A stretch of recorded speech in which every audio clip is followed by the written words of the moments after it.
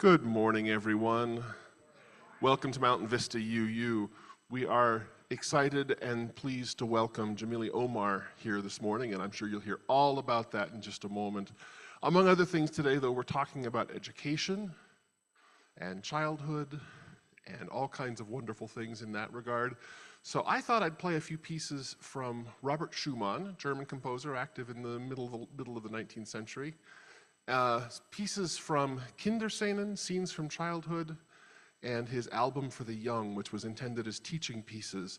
Many of you, if you've played piano or taken piano lessons, you may have played some of these pieces, but they're absolutely gorgeous music, in spite of being intended, at least the later pieces, intended for children to play. They're absolutely gorgeous music, and I hope you enjoy them.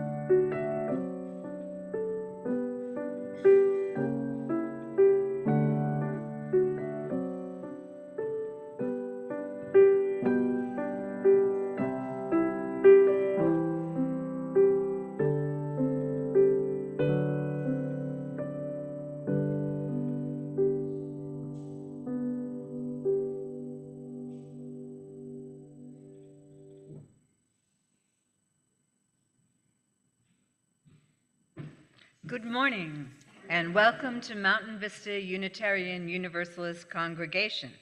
It's Father's Day. So congratulations to those of you who are fathers, or to those of you who have played the role of fathers. I know today I think about my father who died, unfortunately, 22 years ago. Happy Father's Day. Welcome to everyone who is physically present here today, as well as to those of you who are participating via Zoom. In a minute, we're going to turn to wave to the camera, but we're going to do that a little bit differently today. As we wave, we are going to say loudly and with great enthusiasm, "We welcome you." Easy enough. We're going to do that 3 times. Okay? Ready? Let's go. We welcome you. We welcome you. We welcome you. Thank you. Our services are generally posted to YouTube within a couple of days, and we do get a not insignificant number of hits every week. So I want to welcome those who may watch this service sometime in the future. I'm Deborah Roberts, the lead pastoral associate here at MVUU, at least for the next hour. This is the last service where I will have that role, and that's for real this time. Our settled minister is the Reverend Matthew Funk Crary, who's preaching elsewhere today as it's Pulpit Palooza, when our Baja 4 ministers change around churches. Our guest minister today is actually our intern minister, Jamili Omar. Jamili is in the intern minister for all of the Baja 4 churches here in southern Arizona. She is familiar to many of you already. Some of us remember her from pandemic days, when she frequently told us stories online, complete with props, and sometimes accompanied by her sweet daughter. Jamili has been approved to enter preliminary fellowship with the UUA, and her ordination at UUCT in the fall has also been approved. Congratulations, Jamili. I do want to mention that our liturgical theme for the month is collective liberation, and the spirit animal is bees, which is why you will see honeycomb on the slides that we have for you today. However, we are diverging a bit from that theme today. Jamili's topic is the art of teaching, which really resonates with me, as I was a foreign language educator for 35 years in Massachusetts. I was a classroom teacher of German and French, the role I ultimately enjoyed the most. I became a department head, then a program director, worked at the Department of Education as the foreign language specialist for the state, and traveled all over the country doing training seminars for teachers. In these roles, I had the privilege of visiting the classrooms of hundreds of teachers, and I know that there definitely is an art to teaching, which I observed to a greater or lesser extent everywhere I went. Here are my thoughts on the art of teaching. The art of teaching is a dynamic and multifaceted endeavor that blends knowledge, empathy, and creativity. At its core, teaching is not just about imparting information, but about inspiring and nurturing a love of learning.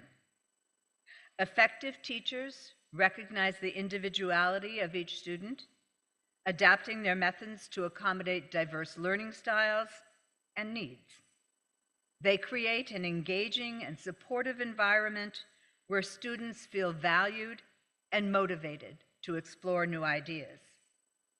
The art of teaching involves continuous reflection and adaptation as educators strive to connect with their students, to foster critical thinking, and instill a lifelong curiosity. It is an ongoing journey of growth for both teachers and students, marked by moments of challenge, they're definitely there, discovery, and also profound fulfillment. Jamili's take on exploration of the art of teaching stems from the premise that from the time we are born, humans are learning together. Teaching and learning are not only a part of our very existence, they can become an important spiritual practice filled with love, joy, and connection. In reflecting on her journey to UU ministry, she will explore how each of us can embrace Henry David Thoreau's prayer, quote, "I wish to learn what life has to teach, and not, when I come to die, discover that I have not lived," end of quote. As we turn to our chalice lighting for today, these words are actually a responsive reading in our hymnal, written by William F. Schultz.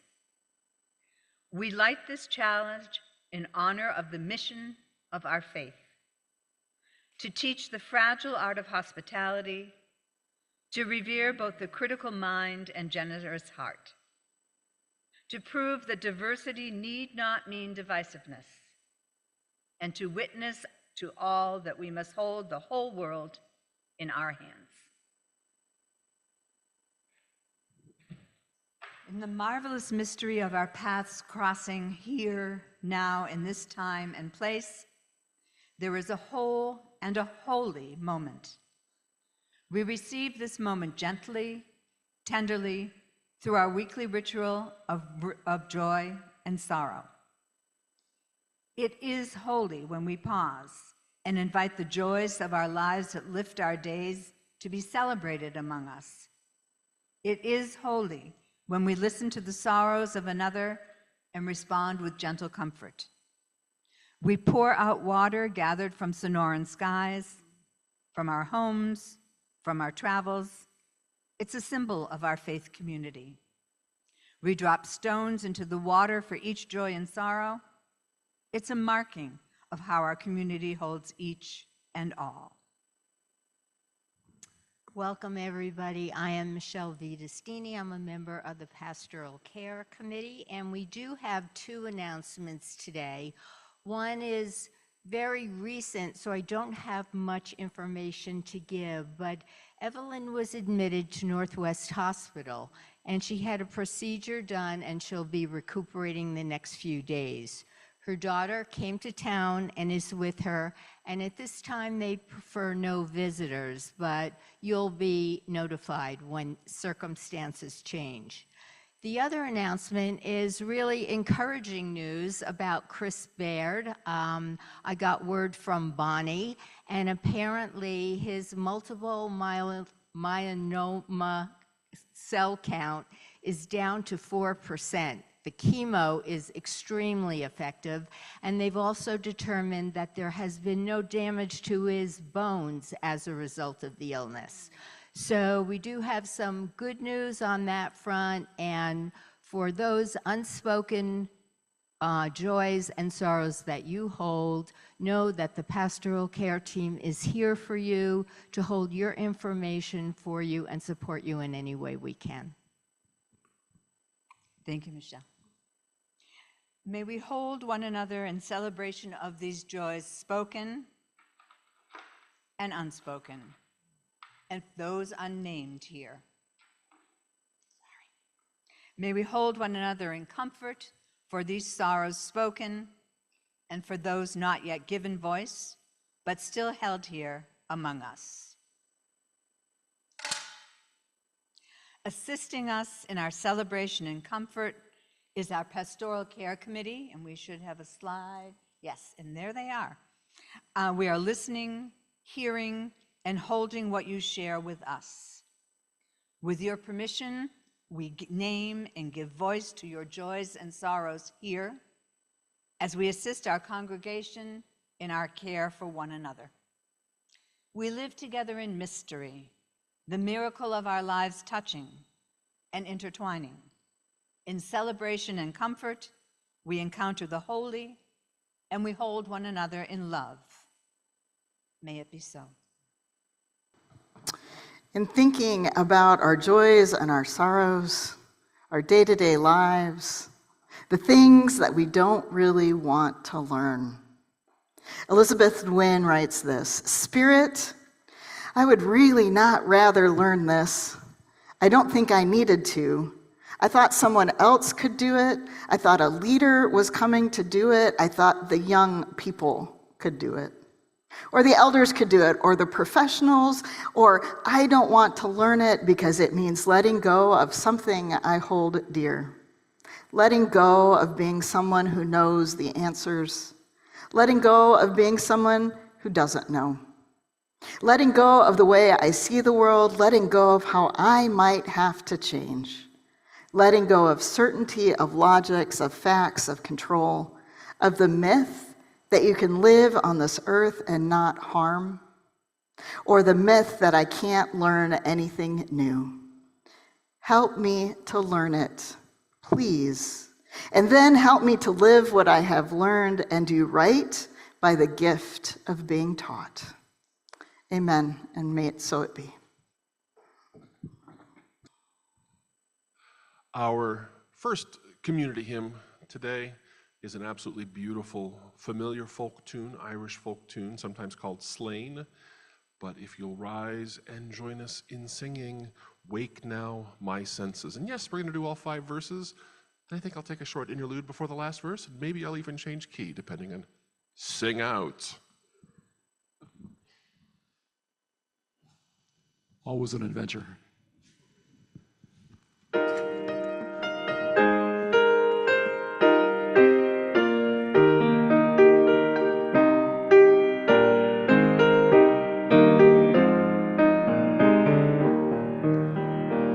Wake now my senses and hear the earth call. Feel the dark power of being in all. Keep with the web of creation your vow. Giving, receiving, as love shows us how. Wake now my reason, reach out to the new. Join with each pilgrim who quests for the true. Honor the beauty and wisdom of time. Suffer thine limit and praise the sublime. Wake now compassion, give heed to the cry. Voices of suffering fill the wide sky. Take as your neighbor both stranger and friend, praying and striving their hardship to end. Wake now my conscience with justice thy guide. Join with all people whose rights are denied. Take not for granted a privileged place. God's love embraces the whole human race.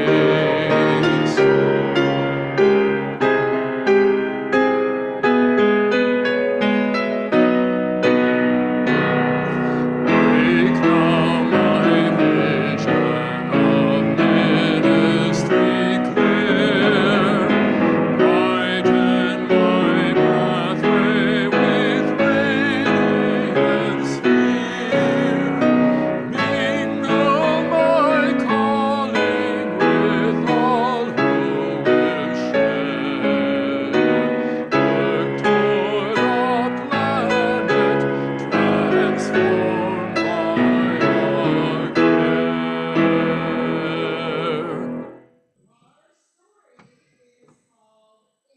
Boy, and I'm going to need some help. So you all are welcome to come, well, anybody is welcome to come from the front. We have empty chairs. I don't know if you've noticed this. The front row has some empty chairs. Anybody that would like to come up. Addie, do you want to come? It's up to you. Okay. Well, you can leave if you want. Yay, Addie. Wherever you would like, you can stay there. Okay. Okay, so here's the story. Hi, friends. Here's the story. Once upon a time, many years ago, the animals in the great forest decided they wanted to start a school for all the little animal friends. Until that time, it had been the responsibility of the parents to teach the kids all the skills they needed to know. But the animals came together in the great forest and wanted their children to learn from professional teachers. So they organized the school and hired a staff. Do you have a teacher? Yeah. What's their name? Well, I don't know. Well, we are in summer break. I don't know my third grade teacher. You don't know your third grader yet? Yeah. Do you have a teacher? Yeah. Do they have a name? Well, I don't know my third grade teacher, so I don't know my teacher. Yes, they have names. We've established.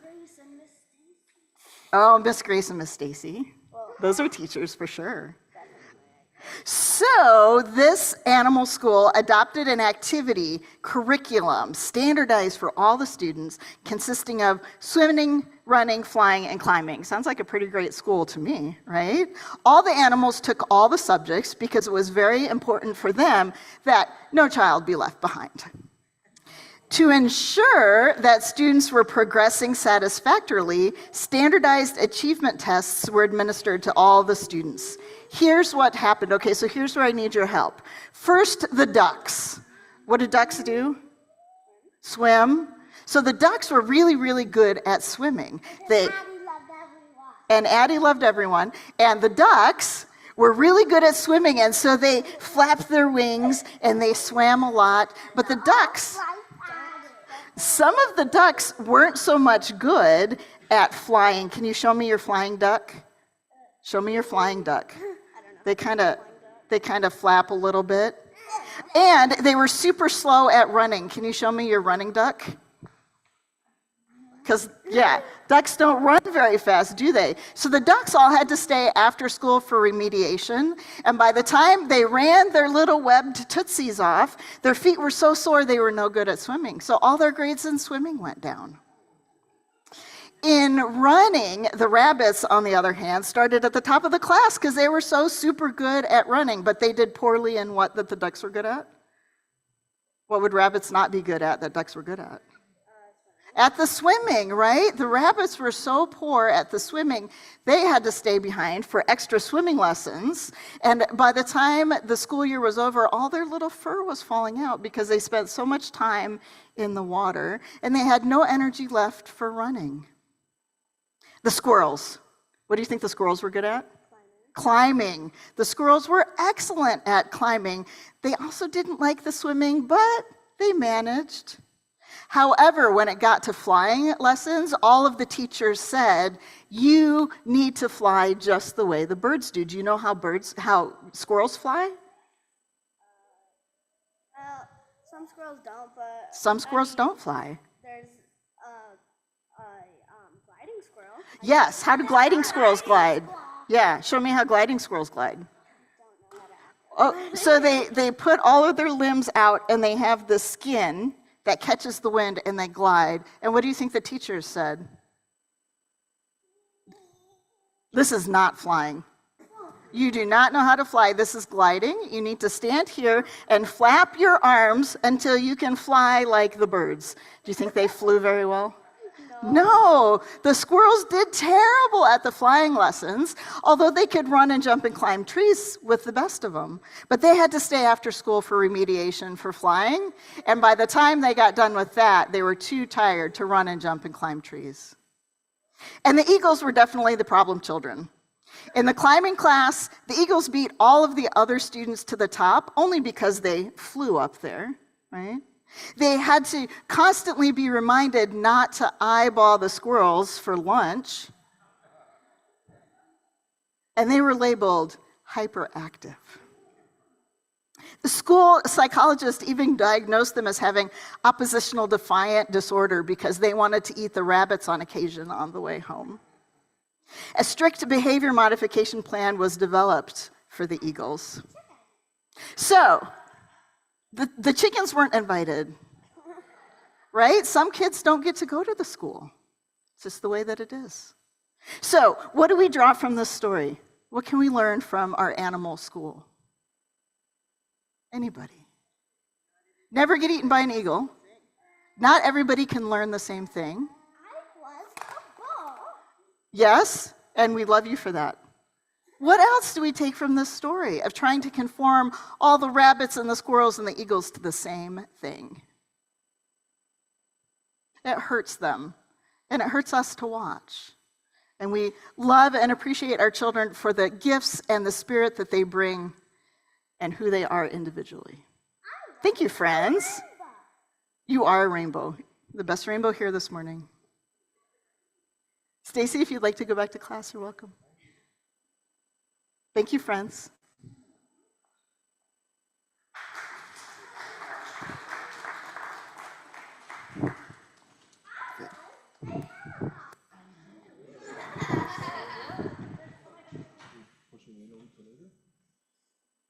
Oh, we have music now?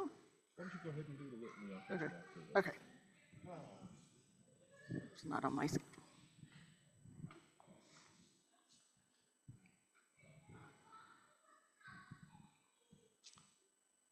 Good morning. You all know me, I'm Tom. The life of our religious community is fluid, ever-changing, with new lives, new visions, new possibilities, and new ministers. 18 months ago, we welcomed our intern That's a hard minister, word. Jamili Omar, and we have been changed. Today, we say thank you to our ministerial intern, Jamili, who has successfully completed her internship. And I thank the members and friends for my experiences of the last 18 months. I thank you for your love and kindness and support. I was challenged and stretched, and my experiences gave me good tools from which to do ministry. I was given freedom to create a ministry with you, and I thank you for your acceptance of my ministry among you. I celebrate the things we were able to do, and I have sadness there were things we could not achieve.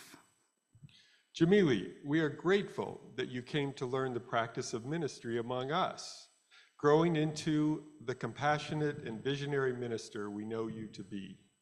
We bless you in completing your studies and look forward to with great excitement when you are ordained September the 21st at UUCT. Watch your newsletters for your invitation, and let's celebrate in grand fashion. Other members of our internship committee, some are here and some were not able to be here because they come from all of our Baja 4 congregations.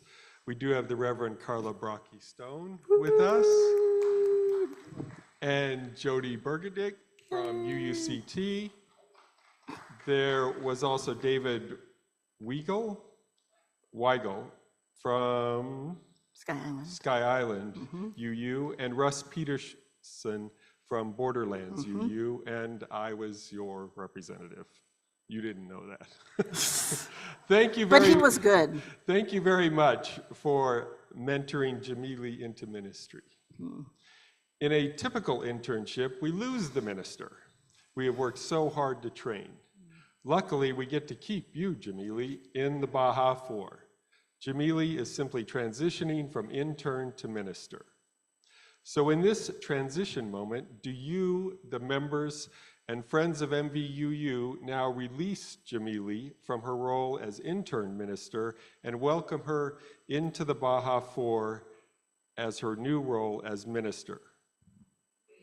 Yay!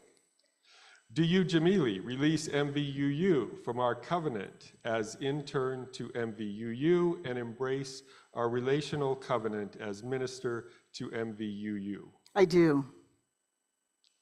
Now, we have a few words from our Baja 4 internship committee that will be projected. Offer this poem, All the Hemispheres, from the Persian mystical Sufi poet Hafiz.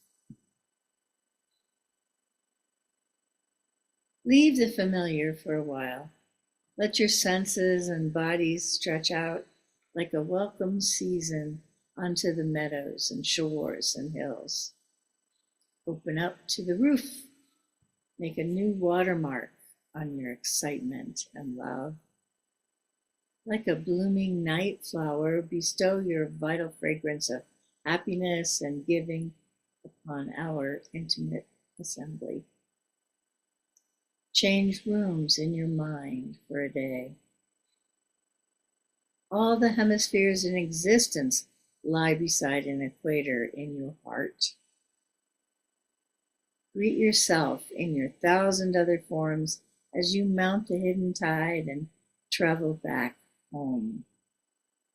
All the hemispheres in the heaven are sitting around a fire chatting while stitching themselves together into the great circle inside of you. Jamili, you are a blessing. You are a well of spirit, and you draw upon it to serve the needs of others and to sustain yourself. And so my prayer for you is that as you develop your ministry, you continue to draw deeply from this well. To paraphrase our dear friend Matthew Taylor, change and shift, mold and grow. and yet in some ways may you stay the same. Hey, Jamili, I've seen you over the past year extend yourself for the purpose of nurturing your own and others' spiritual growth. That's love, according to M. Scott Peck. The world needs your bold Jamili love. Bring it. And be sure to surround yourself with loving people who can support you as you build what needs building, dismantle what needs dismantling, and comfort what needs comforting. Just bring your love. Dear Jamili, Frederick Buechner writes that vocation lies where our deep gladness and the world's deep hunger meet. We have already seen in your ministry that you bring both structure and ask questions that lead far outside the box.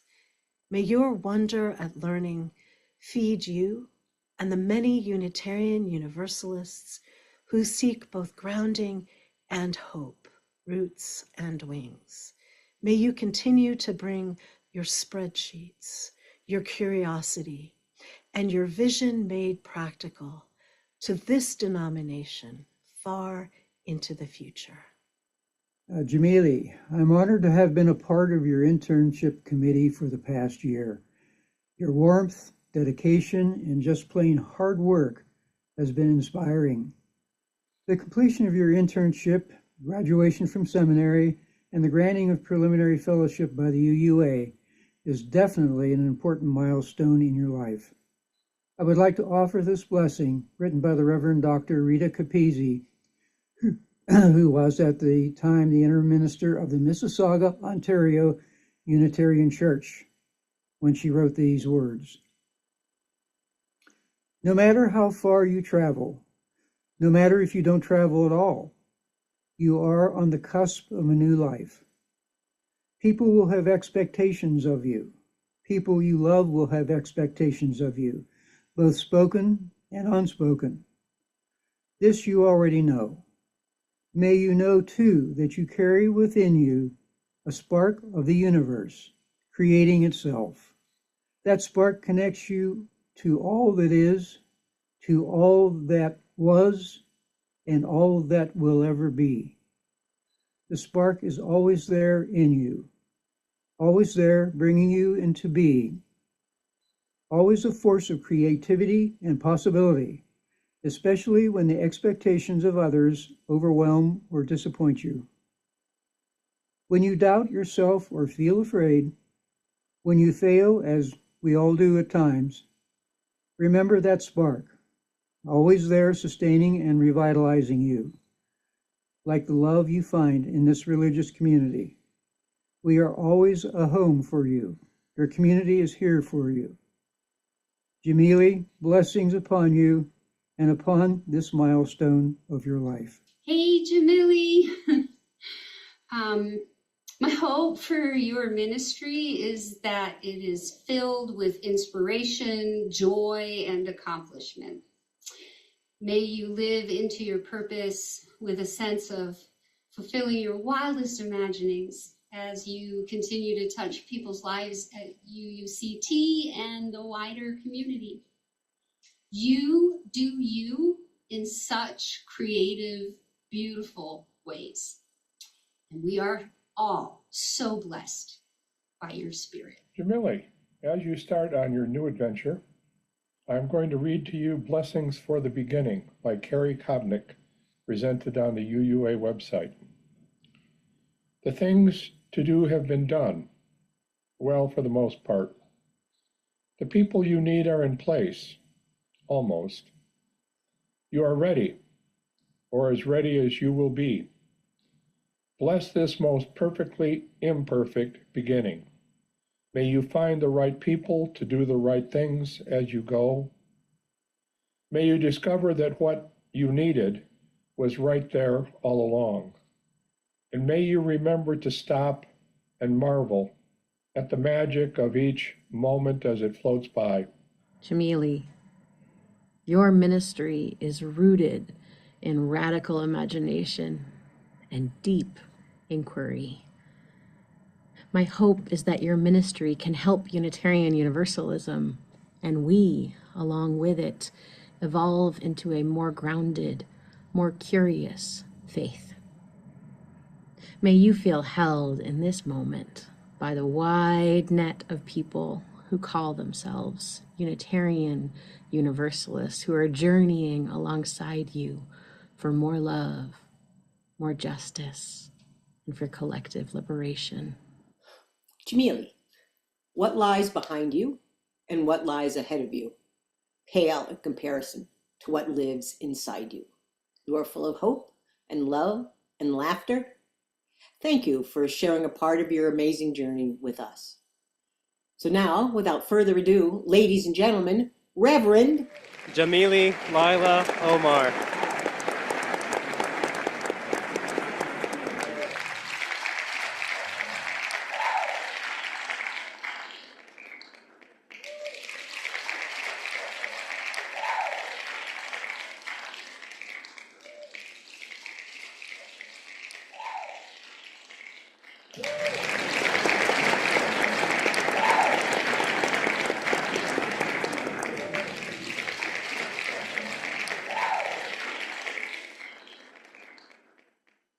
It's time for gifts. Jamili, surrounded by our love and our hopes for your future in this wonderful faith we share, we welcome you as a minister and gift you first this stole that was made for you by a beloved colleague and passed along to you, our beloved pastor. Aw. That's perfect. Look how lovely that is. Aw, thank you. Which side today? It is Pride.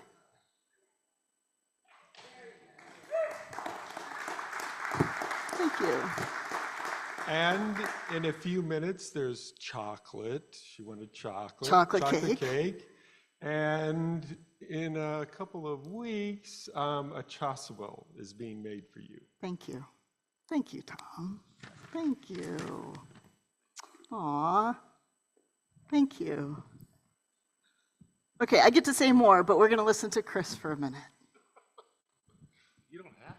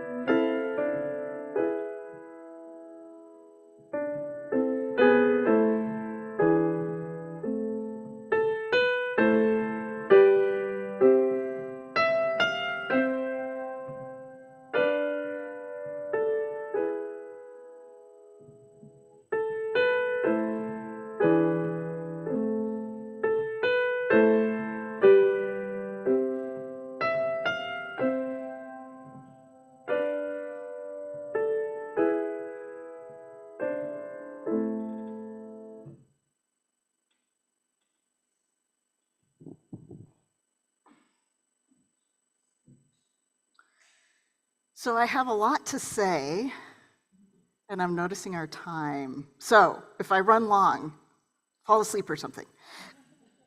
And more than just thank you, because thank you doesn't cover it. So I'm going to start with a story. When you make a decision to return to graduate school at 40-something, with 2 young children, a promising career in academia to become, of all things, a minister, people ask you a lot, the question, why?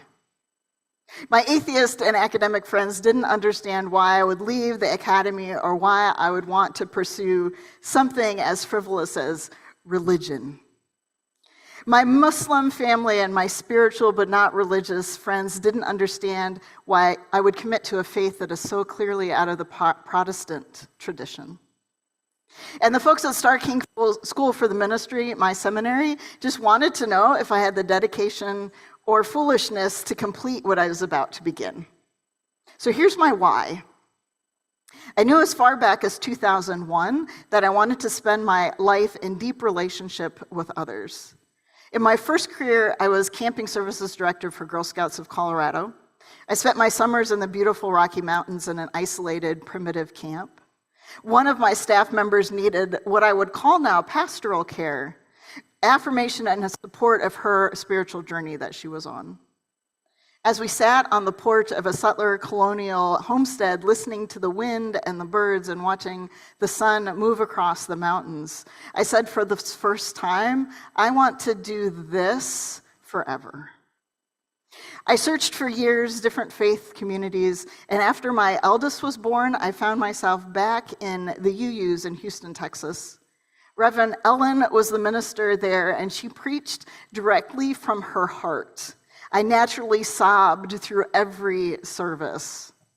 But I didn't get it. I didn't really understand the theology, the vision of the divine humanity, love, and life until I was teaching an RE class for 3- and 4-year-olds, my son, one of them.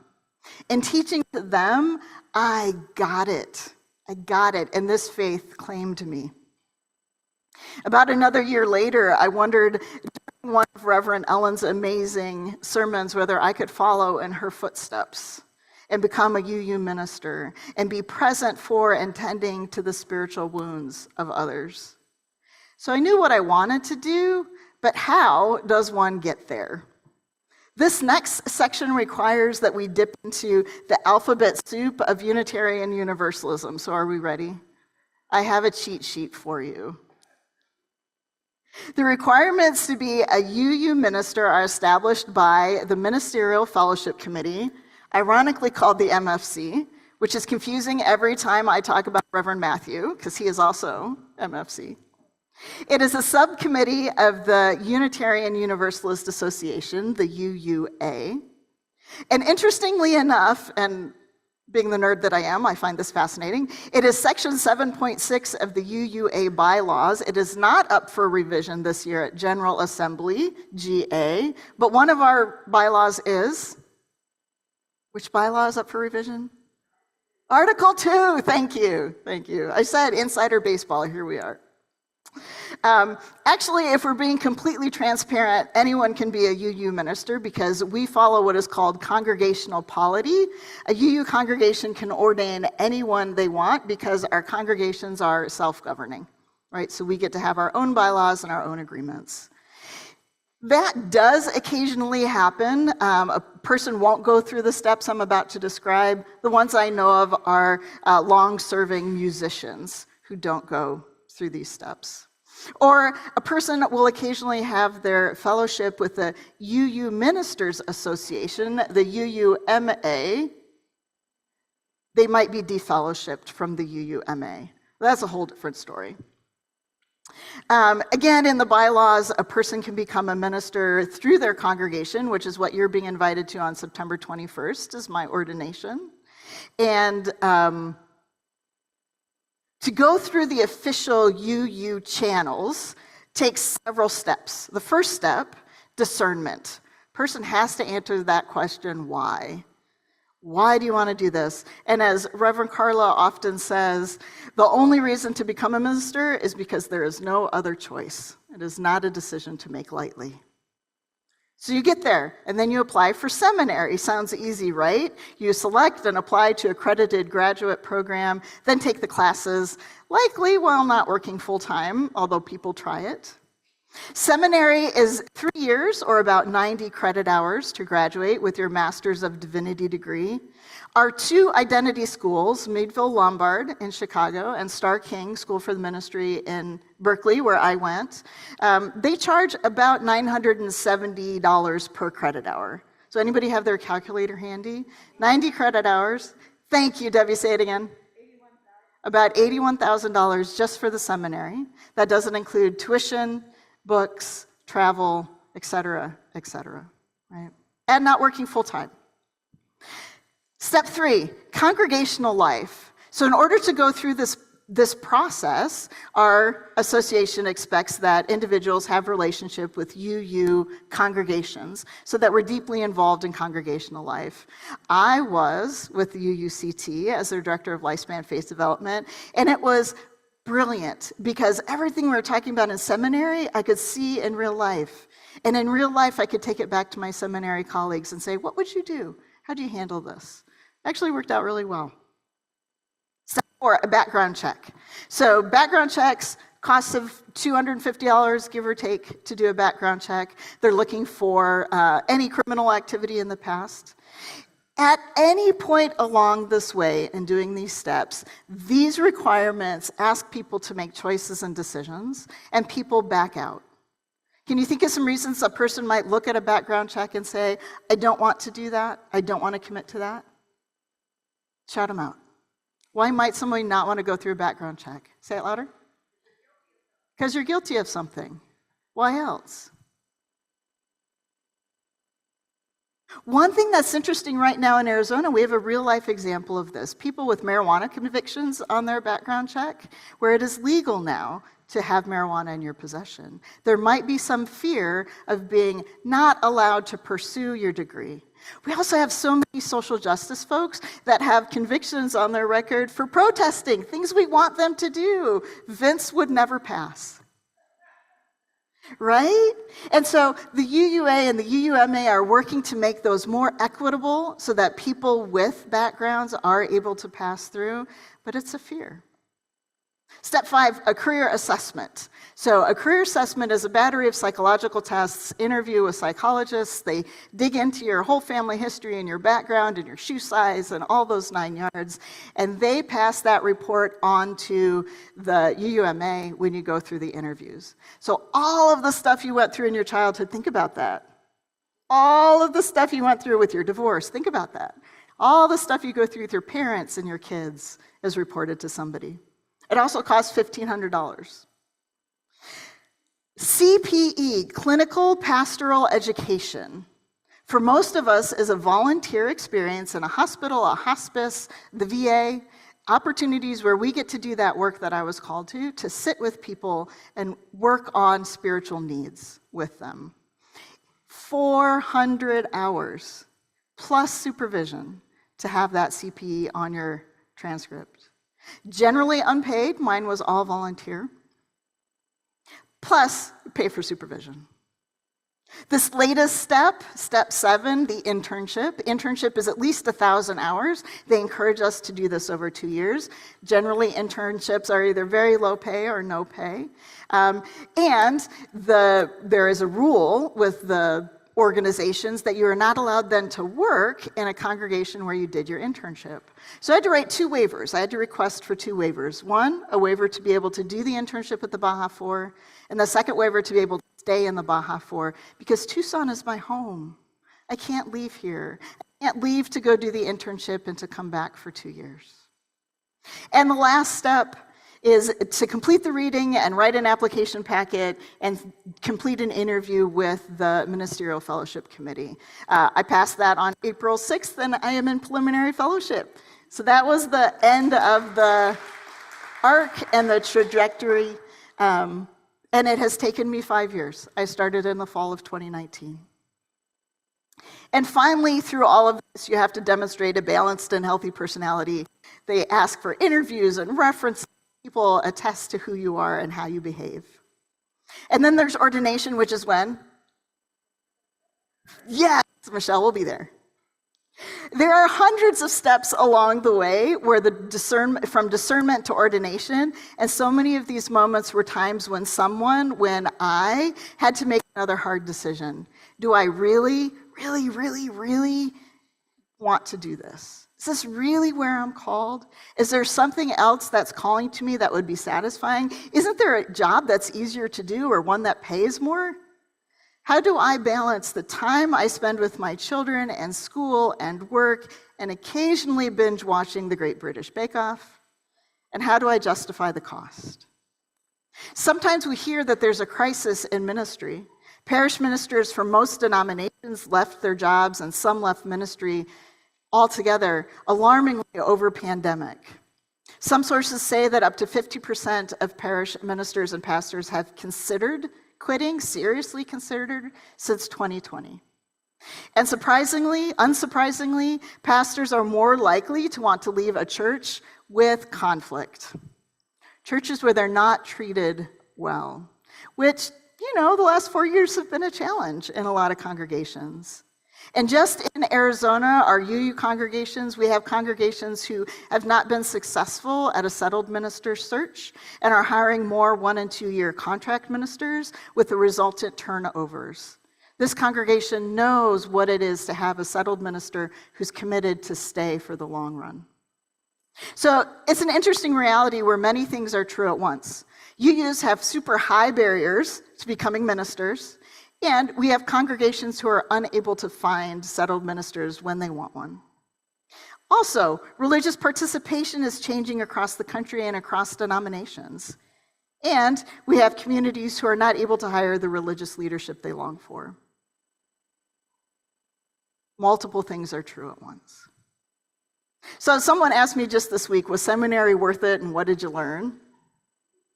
And many days, I was resonating with the opening words of the poem from today. Spirit, I would really rather not learn this. I don't want to learn it because it means letting go of something I hold dear, letting go of being someone who knows the answers, and letting go of being someone who doesn't. And then, when I felt too old or too tired to learn anything else about family systems or polity or history or deep listening or any of it, I heard the rest of the poem. Help me let go of the myth that I can't learn anything new. Help me to learn it, please. Then help me to live what I have learned and do right by the gift of being taught. Because both teaching and learning are gifts. And you, beloved Mountain Vista UU, have been my first teacher through the process of this internship. I delivered my first sermon here 18 months ago, last January. And I continue to learn from you, through you, and with you, and a special gratitude to Reverend Matthew, who was my internship chair. I am at core an educator. I spent 12 years formally teaching young adults. I've spent the last 7 years at UUC teaching children, youth, and adults. And one thing that I know without a doubt is that learning does not happen without teaching. Okay. Let me clarify. Yes, we can learn things without another human being present, right? We can learn from our animal friends. We learn from scientific experience. We learn from nature and internal reflection, from the mistakes we make, and from those of others. When learning is sticky, though, it is done in community. When we can debrief our experience and hear the insights of others, when we are gently shown what is done right and wrong, when we can rely on and we can trust others to show up with it, learning is sticky. Growth is sticky. Education research demonstrates this. Multi-age classrooms have a higher level of success, not only in academics, but also in social emotional learning. Youngers show olders and olders show youngers. People are held in gentle, loving care as they learn and they fail. Sounds like something else we do, right? Sounds like church. That's our multi-generational community. At its core, this is the concept of shared ministry. This is what we're doing together, learning and growing and sharing in trust together. I'm going to skip a whole lot. The other thing I was thinking about as I was thinking about this sermon is not only the thank yous, but how to title this. And I had considered titling this after Taylor Swift's recent concert series. She titled hers Eras. I was going to title this End of an Era. Because oftentimes when you train up an intern minister, as we've heard today, you lose the intern. The intern goes back to their home or they go to another congregation. You all get to keep me. For better or worse, you get to keep me. I am staying in the Baja 4 as one of our ministers. I continue to work with Stacy on our children and youth programs, and we continue to collaborate on adult programming. So I hope you come out for some of those. Henry David Thoreau, as we said earlier today, wrote, "I wish to live deliberately, to front only the essential facts of life. I wish to learn what life has to teach, and not, when I come to die, discover that I have not lived. If it proves to be mean, then to get the whole and genuine meanness of it and publish its meanness to the world. Or if it is sublime, to know by experience and to be able to give a true account of it. And if you take nothing else from my journey and sharing my journey with me, take this one thing. Go volunteer with RE. If you really want to understand your faith, your own questions, and the limits of your own understanding, volunteer in RE. Thank you all.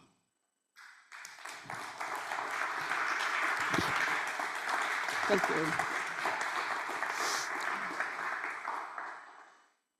There's a truism in musical theater that when you run out of things to say, it's a good time to sing.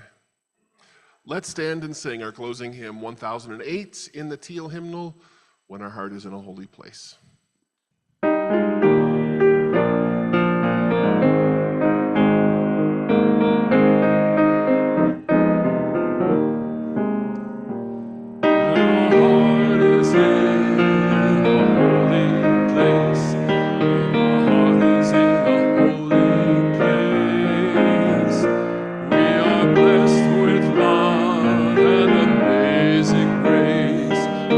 heart is in a holy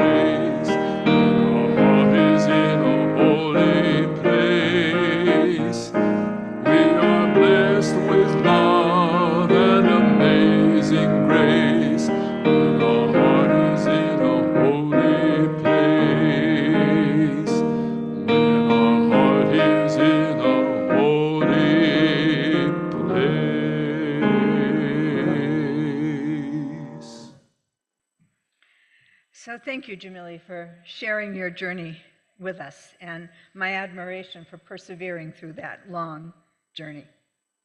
Speaking of thank yous, did you think that I forgot to do something at the beginning of the service today? Did anybody notice that? I did it on purpose. The teacher in me likes to mix things up a little in order to keep your attention and keep things fresh. And I've been thinking for a while that thank yous might be more appropriate at the end of the service so that we are thanking people for what they have just experienced rather than thanking them before they experience it. So I decided to give it a try today. What are they going to do, fire me? You have a role in this too. I'm going to sing a little phrase, putting myself out there, telling what the person or the people do, and you're going to fill in the name of that person. Okay? So, I gotta get the tune in my head. She'll be coming around the mountain. We thank our musical maestro,